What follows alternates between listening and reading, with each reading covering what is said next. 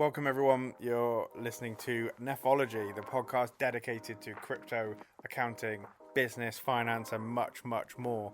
I'm Joe David, the founder of Nephos Group in Myna. Please note that all conversations recorded are professional opinions, and if you'd like to know more or gain support, please reach out to the team directly. Now on to the next episode.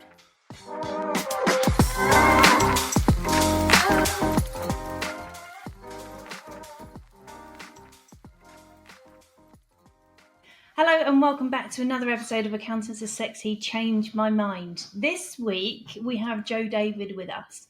Now, I was introduced to Joe by Ollie from Starling Bank because Ollie asked me if I needed any introductions to amazing people, and I said yes, I need somebody who's going to come on and help educate me and educate my listeners about crypto. And Joe is the person that Ollie recommended. So welcome to the show, Joe. I'm really excited to talk to you today. Thank you for having me. Yeah, I'm looking forward to it. It'll be good fun. It's going to be good fun. So we've had a conversation, obviously, about your journey because you were like, "Am I the right one? Am I the one that like people want to listen to?" But your journey has been really bloody interesting. Like the way that you've got into crypto and what you have to say about it, I think is spot on. So would you do me the honor of just kind of giving some context to where you've come from and why you're the expert in crypto at the moment? Yeah, of course. So I guess the journey started really, summarized really quickly. The journey started when I didn't really know what my path was going to be, and I fell into accounting through I say luck and judgment, and I say that because the same kind of thing happened with crypto. You know, for me, I like, as much as it sounds wishy-washy, I kind of feel like the right place, right time is really important in life, and it does. You put yourself in the right opportunities, and you put yourself in the right position, and good things can happen to you, and that's what happened to me for accounting. I happened to be working for an organisation who, just as more like administration, and then doing some invoicing and stuff like that, and then my boss said, "Do you want to do AAT?" And then I really found this passion for accounting and went from there. So it was kind of that, like I say, right place, right time, putting yourself in the opportunity, things like that. And then I set up Nephos, which is our traditional brand, about 11 years ago, something like that. And we always wanted to focus on supporting businesses, supporting founders, supporting entrepreneurial people. We never really wanted to focus on compliance. And I think part of that was I didn't work in practice when I started out. Mm-hmm. So I never had a compliance mindset, if that makes sense. I always had a kind of commercial in-house accounting mindset rather than a compliance mindset. So we really tried to seek out businesses that wanted our support and advice rather than just those who wanted to file returns. And as you can imagine, that led us to many like kind of tech firms and startups and things like that. And that's how we then kind of fell into this world of crypto, which was through a client of ours who we were working for, and she said, "Look, my boyfriend partner at the time is starting a tech firm. Can you guys have a chat? I think you'd be a good fit, etc., etc." Started having a chat. Had no idea that they were a crypto business. As far as I was concerned, they were kind of a tech startup. Even when they told me about the business and they told me about crypto and stuff, I still kind of felt this is just a tech firm. I didn't really think that this crypto thing was actually anything that different, if that makes sense. So that was kind of how it started. It all kind of like fell, like I say, the first part fell into place by being right place, right time, and then the second part kind of fell into place as well. So yeah, that's how we started. Yeah. So crypto not being that different, I don't really understand crypto. I understand the currency. I understand it's not going away. I understand that we need to take it seriously. I don't really understand like the ethos behind it.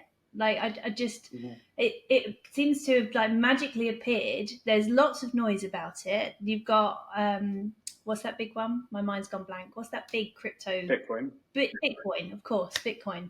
So Bitcoin came, went, crashed, like in the news, out the news, like people were buying it all over the place, and then it seems to have gone quiet. So is this still something we need to be concerned with? Yeah, so I guess like it depends. Like if you're an accountant listening to this conversation, then absolutely you need to be considering it, because you will have clients in one way, shape, or form that have invested in crypto, that have used it, tried it, gone on Coinbase, which is one of the more larger exchanges, and much more retail friendly, and they've just gone on and bought some just to see what happens, and so you will absolutely have clients that have dabbled in it, and I think most clients don't really understand the kind of tax requirements or reporting requirements that come with it. They just kind of feel like they kind of feel like they're gambling in a way, right? They're just going onto a gambling website and kind of giving it a go and not really thinking too much of it. So I think education for clients is really important, because they do have to file, and if they don't file, then they have the same risks of compliance checks that any other self-assessment kind of client would have, and if they haven't filed, they're in as much kind of trouble, if you like, as someone that had a property and they didn't file the return on their property. So it is important, I think, that accountants are aware of it and are asking the question. I guess so. It's like, here's my naive brain kicking in, but it's like somebody selling some odd bits and bobs on eBay. Like odd bits and bobs you can get away with, but as soon as it turns into a return of and something substantial, then actually it becomes more of a business. Is that kind of, am I on the right track? Yeah, absolutely. The only difference is, you could argue that selling. So the kind of the line between selling bits and bobs and becoming a trade, you could argue, are fairly clear.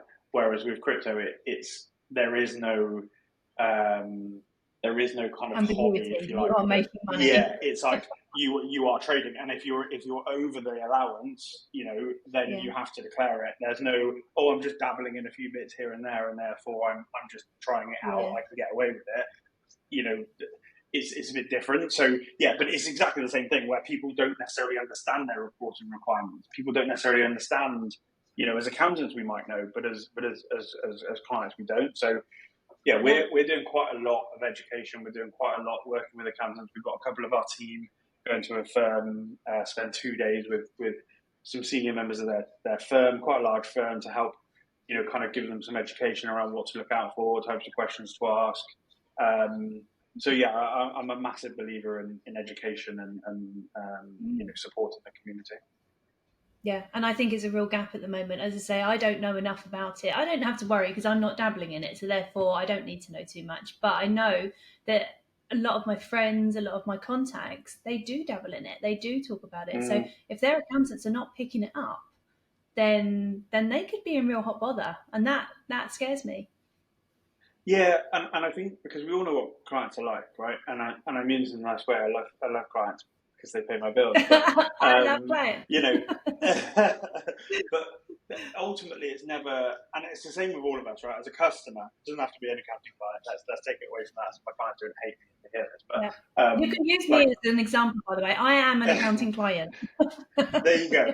But it's never our fault as a customer, right? If there's a problem, it's always somebody else's fault, even if it's our fault, right? So it's the same in this area. I would say that if accountants don't deal with it, or don't look at it, or don't ask the questions, if an inquiry comes in 2 years' time or whatever, there's only one place that the client's going to go to, and that's the accountant, to say, well, hang on a second, you didn't talk to me about this, therefore it's your fault. So we can argue about whether or not it is the accountant's fault, whether there's any legal, I'm not talking about legal or anything. I'm just talking about reputation and all those different bits and pieces. Ultimately, you've got a duty of care to your client, you've got a reputation to uphold, and if you're not asking those questions, and therefore these things are slipping through the net, you can't just say, sorry, I didn't know to ask. It's not really good enough, if you know what I mean. So I think it is important that accountants are aware of it. I don't want to scare people. I don't want people to think, oh my God, what is this crazy thing? I don't want to go anywhere near it. It's scary. And that's why we're here as well. We do a lot of work with other accountants to,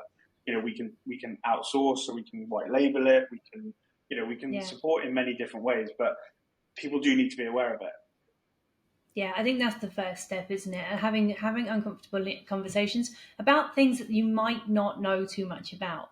Now, accountants are not necessarily very good at discussing things they don't know a lot about. Like, they prefer to stick within what their comfort zones are. So going out on a limb and saying, do you have any crypto? might, in their mind, open up a can of worms they just don't want to open. Yeah, I totally understand. And, you know, we have the same, and I'll just quickly add this piece, because we have the same thing with R&D, right? So we don't do R&D tax in-house, and we probably could. We've seen enough. We've all done the exams. We've all kind of looked at what, you know, the bits and pieces, the rules and things like that.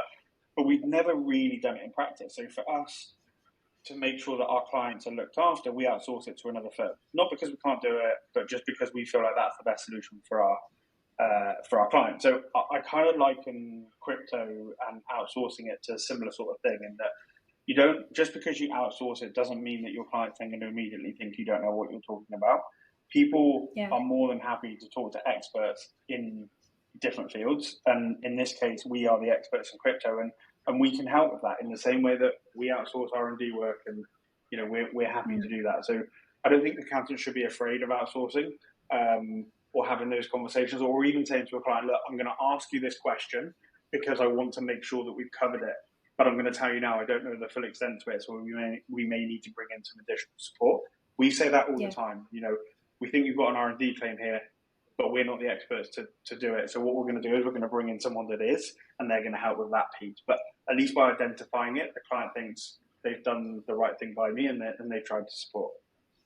Yeah, I mean, I'm going to liken this to the marketing industry. Marketing is full of many different disciplines, and the more time goes on, the more disciplines you need to get the job done. Somebody very good at working on search and SEO isn't necessarily going to be the same person designing your graphics or writing your posts. Very different disciplines, very different requirements to get them fulfilled.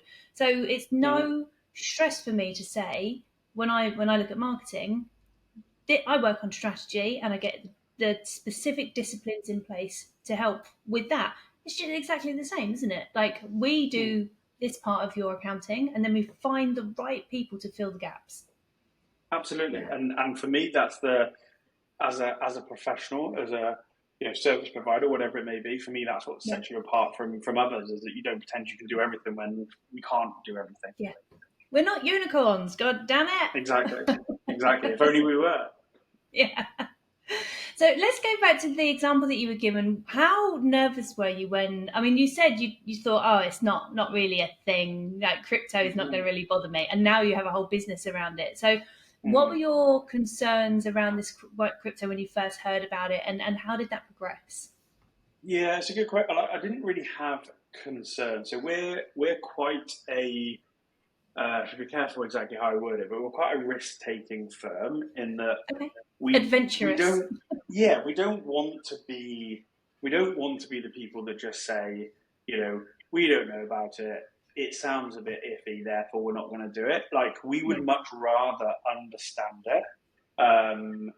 And we've got quite a lot of clients in other areas. One of those being OnlyFans. Like we've got a large contingent of OnlyFans creators, and there is definitely money there.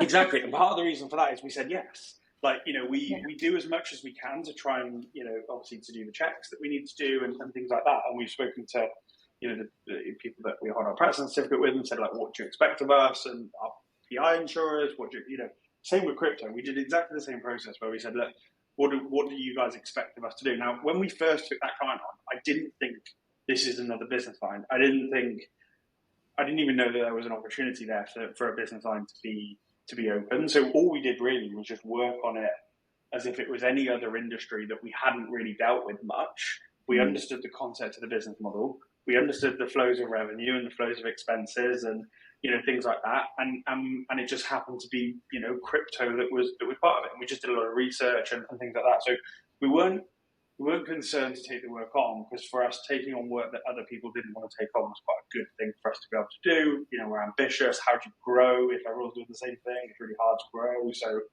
by taking opportunities that other people might not, opens up doors. So that part of it was easy. The hard part, if you like, was then it was 2020 when we kind of all had a bit more time on our hands than we might have expected, that I then thought, you know what?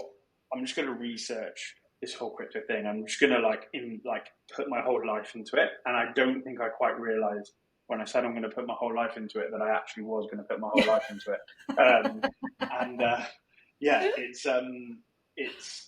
It has taken swallowed over. you whole, did it? Yeah, but obviously on the flip side, that's been amazing because it's grown a whole new business out of it. So the day one of doing it, it was kind of like, it's just another client, we'll just get on with it. It was then the next piece around, okay, let's see what happens now and give it a go.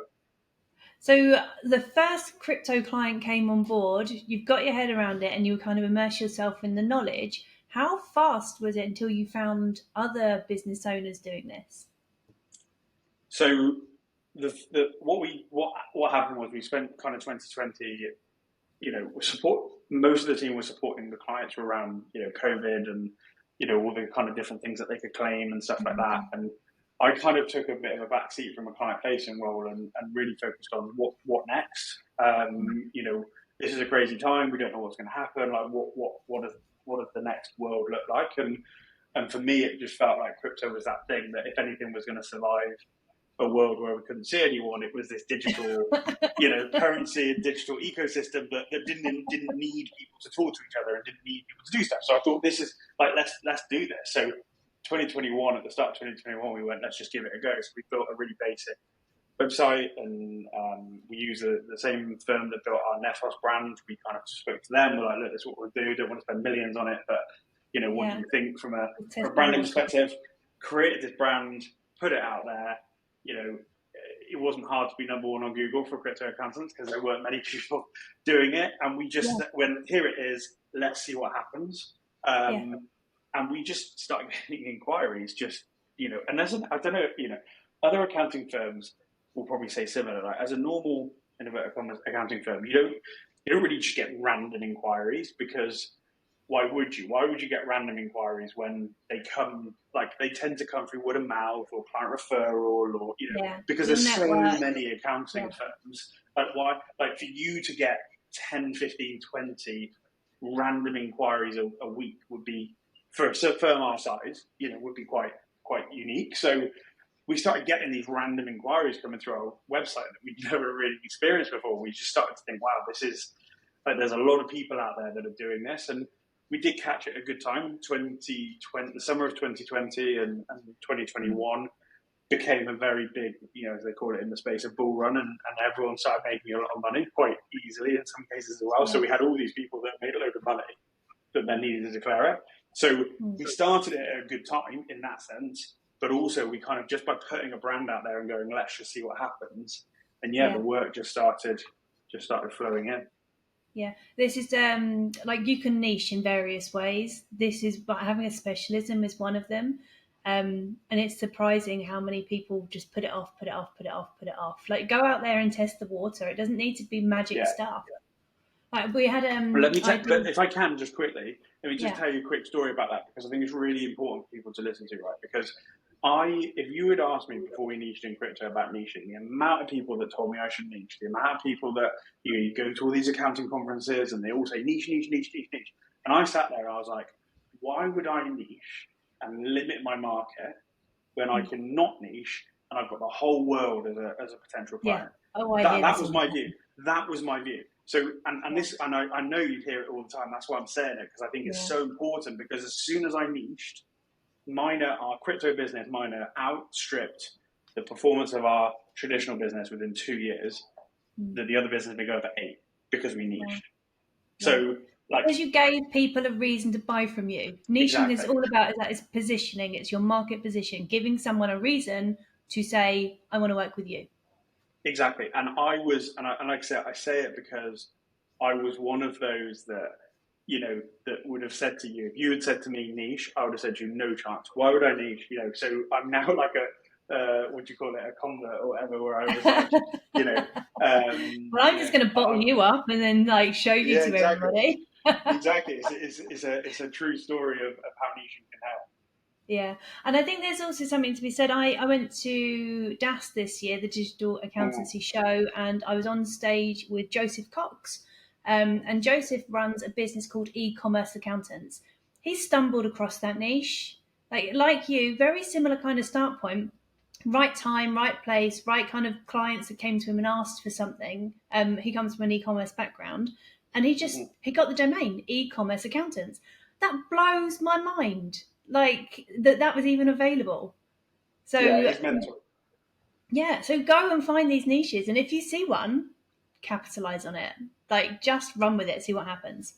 So back to your story, because this isn't a story about niching, this is a story about crypto.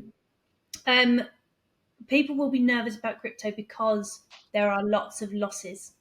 So as much as it's exciting, there's a lot to gain. Like there are lots of losses, and I would imagine if I put myself in the shoes of an accountant, opening up that conversation is opening up risk again, because you don't want to advise people to do crypto. It has to be from their perspective.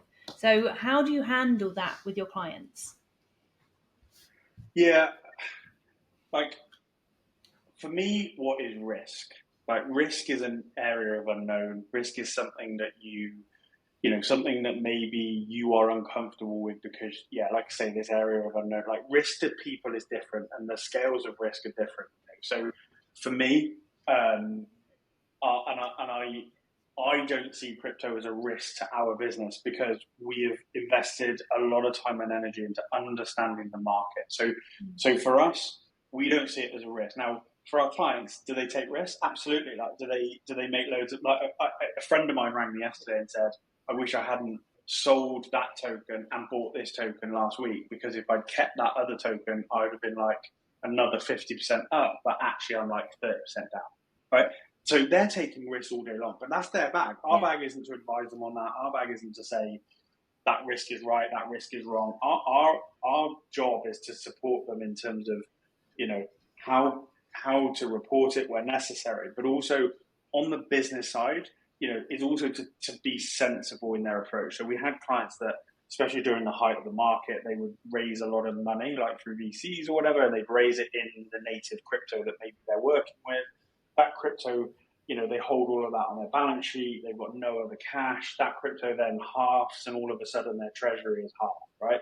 So that sort of thing, we absolutely talk to people about best practices, but we talk to people about best practices if they were dealing a lot in Nigeria and they held a lot of the Nigerian naira, and we said, there's a risk to holding a lot of Nigerian naira when all your expenses are in pounds, for example. Like, in the same way that we would manage currency risk and things like that.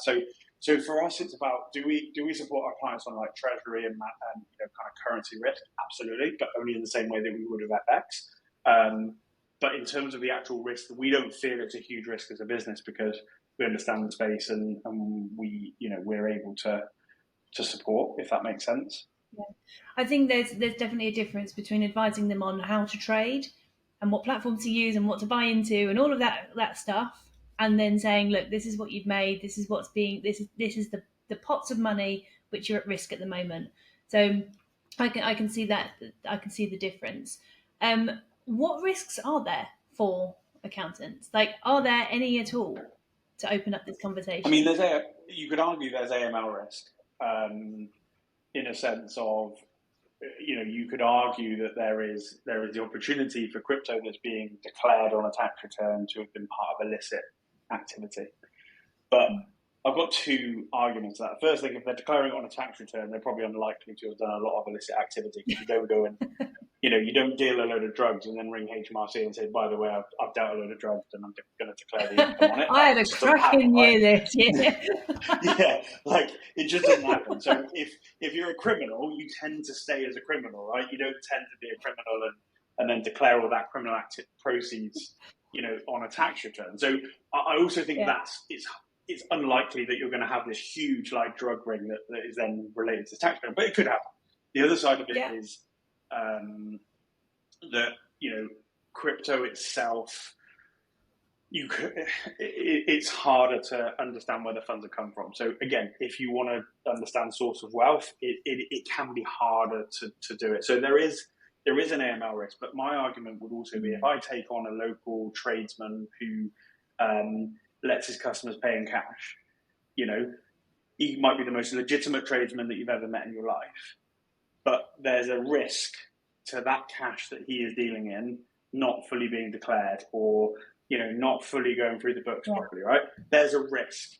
And for me, Oh, yeah. there's no more of a risk in crypto than there is dealing in cash or something like that. So, like, there is an AML risk, and I think people should be aware of it, and people should consider it. And when we're doing our kind of like AML due diligence stuff, we do have to put down the fact that we deal in crypto, and it is a risk. But yeah, for me, it's a calculated risk. There's also, we take crypto in payment, so.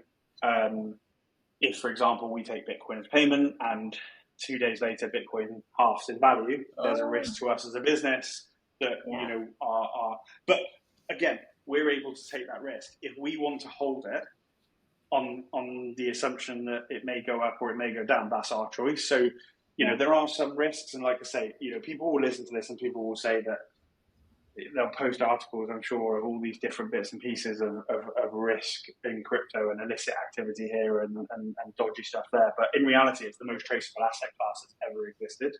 I could show you right now the movement from one of my wallets, which is unnamed, un-KYC'd, and I could show you that going straight, well, not straight, but through a few different places, and I could show you it ending up in a wallet that I own, and I could prove that. So it's actually one of the most traceable assets that's ever existed. So yeah, it's balancing that. There is a real kind of swell at the moment with regards to different currencies, because we've got people that don't even like just the exclusive use of like debit cards, because it's removing cash from society. So we've got cash, debit, credit. Then we've got crypto as well. I think there's going to be we're going to be going through a massive transition for a long time, or we're figuring out the best route here. Yeah, for sure. And I'm one of those people that I don't believe that I believe in privacy. I believe in, I believe in kind of, choice. I believe in people being able to make a choice. And if they decide that they want to choose one path over another path that's legal, let's clarify that, obviously, they should be allowed to take that path. And, so I am a believer that a cashless society is the wrong solution. And not because I want to use cash all the time. I quite like using my debit card. It's much easier. I quite like contactless things. You know what I mean? But I think people should have a choice. And I think where people do want to be able to use cash or crypto or debit cards and whatnot, they should be able to do all of them. So that's, for me, it's about choice rather than about forcing one agenda over another. Do you think there's a risk that crypto is just going to take over the world and our currency will be removed? Well, I mean, your question there is a difficult one, because I would prefer the fiat currency to be extinct and for crypto, Bitcoin or, something similar to Bitcoin to be the currency that the world uses. So do I think there's a risk that crypto will take over? I don't see it as a risk. I would see it as an opportunity. But I don't believe that it would happen, because I don't believe that any government in their right mind would allow this permissionless, kind of free private database to be what the world trades in. I just don't believe it would happen. I think they're paddling hard underneath the surface at the moment to try and keep up and work out how they're going to control this and what to do about it. And I must admit, the UK are doing a very good job. Like, I'm not one to praise HMRC, but they do know what they're talking about. They do understand it, and they have put out as much guidance as they kind of can to an extent, so yeah. I'm going to put that as a clip. The HMRC do know what they're talking about. Can we just make that into a meme or something? It's not often totally out of context. So I think it's definitely interesting, because I was going to raise the HMRC. Do they have any concerns, or do you find it difficult kind of, once again, I'm not an accountant, so do you find it difficult putting this on returns and them understanding it? Do you get questions about it? Like, what happens at that end? Yeah, we don't get any more questions, because we don't know exactly, but we think we've done around 800 tax returns with crypto. We've probably had 4 compliance checks, if that. 2 of those have probably been from clients that submitted returns before they even come to us. So, my point with that is the number of compliance checks that we're getting versus the returns we're submitting is really low. And that just because it's the same token as any other, whether you're declaring returns for any other industry. you will get compliance checks because that's their job. Their job is to check that, because ultimately, and I say this a lot of the time, ultimately all our tax system is self-assessment. The government tell us the rates and the rules, but we tell them the profit, or we tell them the revenue or whatever that we've generated, or they don't check every VAT return that gets in. They don't check every set of accounts that go through. So you're going to get compliance checks because you have to. In a world where that kind of self-assessment tax process works, you've got to have spot checks to make sure people are doing it properly. So do we get spot checks? Yes. When they do involve crypto, my only comment would be that they're very, I would say, naive maybe in their approach, where they say, can you send us a spreadsheet breakdown of the crypto transactions, which is fine if somebody's got 10, but we're talking to people that have got millions. We've got one client that's got like 4 million transactions. And we know that spreadsheets don't go on that long, because we tried to like have COVID on there, didn't we? Or tracking of like something. Yeah, exactly. So like you're not going to download a spreadsheet with 4 million transactions and send it to, like, it just, that doesn't. So there are things like that where they ask questions that are clearly kind of like computer generated. Send us this. So in that sense, I think sometimes they could smarten that part up. But when you actually talk to them about it, in the main, they are pretty good. They do understand the concept of it. They understand the rules around it, the guidance that's been put out. So yeah, we've only, and I hope, again, you're going to clip me saying this, I'm going to get shot by every accountant out there, but we have actually had positive experience with HMRC when it comes to crypto. Yeah. It's good news. It's a light. It's a shining light at the end of the tunnel. It's good. So I want to go back to a couple of points that you made. First is you accept payments in crypto, which is interesting. Do other people accept? Like, are you seeing more people accepting crypto as payments as opposed to just trading in crypto? Is that a new, not a new thing, but is it growing? Yeah, for sure. One of our tasks over the next kind of 12 months is going to be to talk to, because we've talked about the whole crypto business, but we've got another side to the business which is non-crypto, right? So we want to talk to all those clients about the opportunity to accept crypto and the benefits that it can bring. So yeah, we believe there's huge benefits, and there are lots of different people now in different industries. There's where I, as we talked about before we went on now, I'm now based in Dubai, and there are lots of places in Dubai that accept crypto as payment. But even in the UK, I lived in Cheltenham in the southwest, and there's a local kind of Bitcoin community, and what they try and do each month is they try and go to an establishment like a pub or bar or restaurant, whatever it may be, that accepts Bitcoin.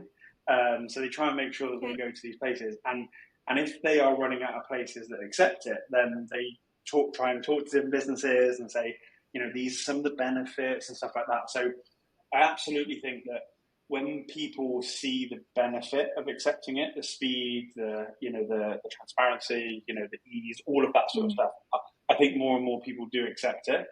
But as with anything out there, you've got to get over that hurdle of, I don't understand it, therefore why would I do it? Yeah. So the once again, naive question, but I'm going to ask it anyway. So when you accept payments, because people struggle with pricing their services anyway, so when you accept payments, it's just whatever the exchange rate is at that moment in time. So these are my prices. Yeah, exactly. And we will accept whatever the exchange rate is in crypto. Yeah, exactly. Okay. So there's a story, right, that goes around every year, and there's a day in the crypto diary. It's called Bitcoin Pizza Day, right? And it's about, I can't remember how many years ago, but let's say 10 years ago or something like that this person bought 2 pizzas for like 10 Bitcoin or something like that, right? Which now, I mean, Bitcoin's floating around $26,000 today. So, that's $260,000 worth of pizza, right? But at the time, this 10, I can't remember the exact numbers. But it was like pittance. At the time, it was $10 or whatever, So at the time, it was. So my point with that story is exactly as you just said. People have taken payment in crypto, and that now equates to a totally different value. So at the time, they just took it at the value that it was. So yeah, that's how we would do it, and then in the way that you would accept any other kind of foreign currency. And if that currency moves in value, then yeah. That is incredible and so interesting. Like it makes me excited and makes me like really curious to get into it. Still terrifies me because I'm not a numbers person. So I'll be like, oh, I don't know what that means, but let's buy it anyway. Okay, but I have one more question for you before my final question.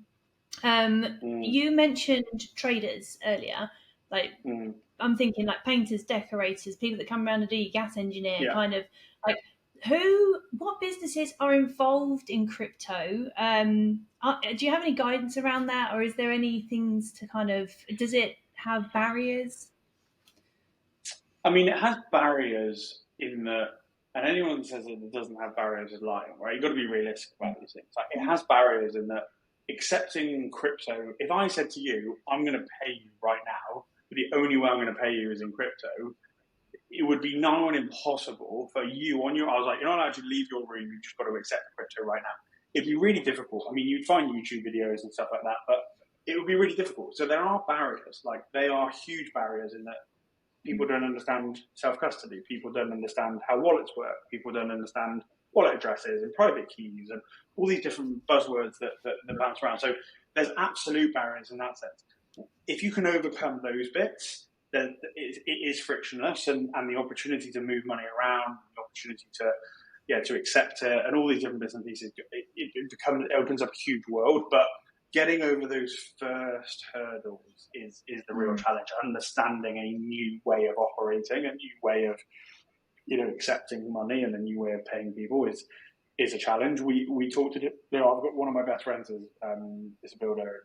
He says to me every day, I want to accept crypto, and he knows how to, but he doesn't have any customers that want to pay him in crypto. But he's open to doing it as and when they are. So there's loads of different people that do loads of different things that just want to try a new thing and be different, if you like.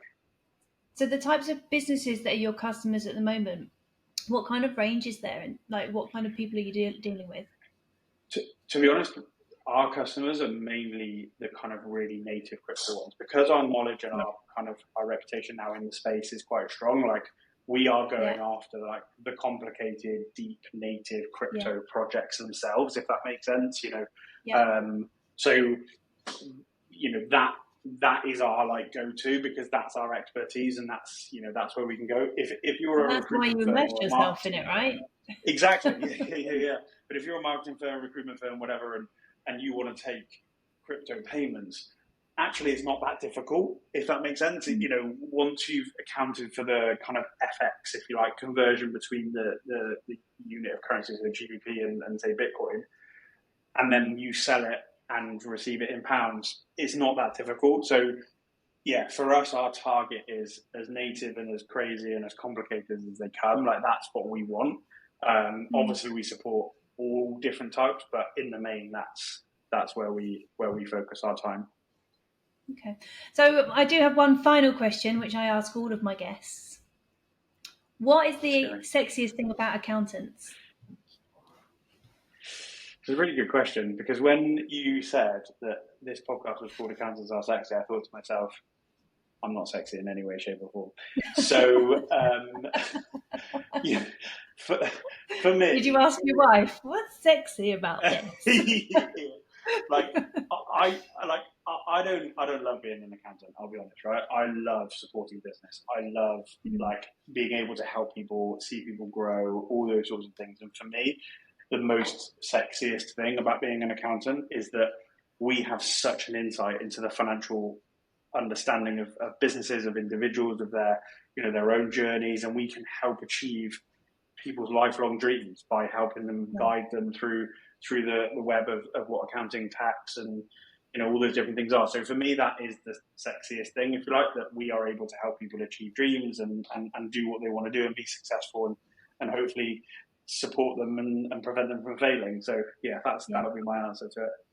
I think that's spot on, and I think this is a running theme. Yeah, I think the amount of times people have said accounting isn't sexy, it's what accounting does for their clients. Like, that is a running theme, and I think that really is the purpose of this podcast. The thing that's sexy about you, the thing that makes people just put you on this pedestal, is how you can help them achieve their dreams. So well done. Absolutely. Thank you very much for that. It's been honestly, it's been an eye-opening pleasure to have you on the show. So thank you so much for coming on. Thank you for having me. You're very welcome. If people want to get in touch with you because this is they're curious about it, how do they do that? Is it a website, LinkedIn, or should I put a link to somewhere? Yeah, LinkedIn's best. Joe David on LinkedIn, you'll find me. All I talk about is crypto, so if you don't want to hear any more about crypto, don't bother following me. Don't tune in. Yeah, we do have our own podcast. So if you want some, kind of, educational bits, we can give you the link to that, and you can stick that in notes or what have you. And we try and we had someone on the latest episode that we released this week, which I don't know when this is going to go out, so I don't know when people are going to know what this week is, but this week on the 22nd of August we released an episode with a lady called Susie who really talks insightfully about Bitcoin and about the opportunities and dispels some myths around climate and things like that. And I think if you want to learn about Bitcoin, I really would recommend that episode. So maybe we can link that in the show notes as well. 100%. And is that something that the accountants can listen to and their clients? Yeah, absolutely. Yeah, it's focused on business and in general, kind of it's not focused on accountants specifically. Yeah. This is awesome. So I will drop that link into the podcast as well. So we're going to leave it there. But once again, it's been an absolute pleasure. Thank you, Joe. Thank you.